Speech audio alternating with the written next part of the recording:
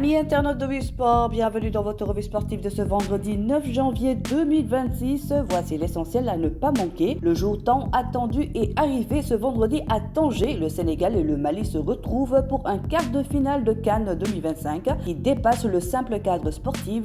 Un derby ouest-africain chargé d'histoire, de respect mutuel mais aussi d'orgueil. Face à des aigles maliens accrocheurs et revigorés par leur exploit contre la Tunisie, les Lions savent que l'intensité sera totale. Encore en quête de leur pleine maîtrise. Depuis le début du tournoi, les champions d'Afrique comptent sur leur expérience, le retour de Kalidou Koulibaly, l'impact physique de Pape Gueye et surtout le leadership de Sadio Mané pour allumer la flamme de 2022 et s'ouvrir la route des demi-finales. À quelques heures de ce choc, un changement de dernière minute est venu ajouter une touche de tension. La CAF a remplacé l'arbitre algérien Mustapha Gorbal par le Sud-Africain Tom Obongil pour diriger la rencontre. À 34 ans, ce dernier arbitrera pour la première fois les Lions A, mais il connaît bien les Maliens qu'il a déjà officié lors de leur 8e de finale face à la Tunisie. Une décision qui intervient dans un climat déjà marqué par les polémiques arbitrales à l'aube des quarts de finale de cette CAN.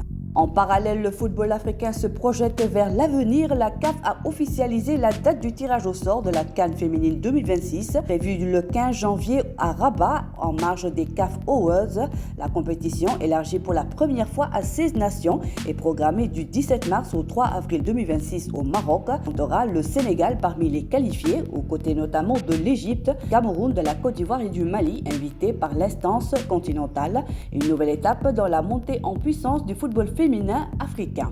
Enfin, autre rendez-vous à l'horizon pour les Lions, version futsal cette fois. Le Sénégal a hérité du Cap-Vert au premier tour des éliminatoires de la CAN de futsal 2026. Une double confrontation prévue les 23 et 28 janvier avec en ligne de mire un possible duel face à l'Égypte au deuxième tour. Objectif clair, décrocher une place en phase de groupe et continuer d'installer le Sénégal parmi les nations qui comptent sur tous les terrains. Quoi qu'il arrive ce soir à Tanger, les Lions porteront tout un peuple derrière eux. Bonne chance aux Lions du Sénégal, que la Teranga parle plus fort que jamais et que le rêve continue.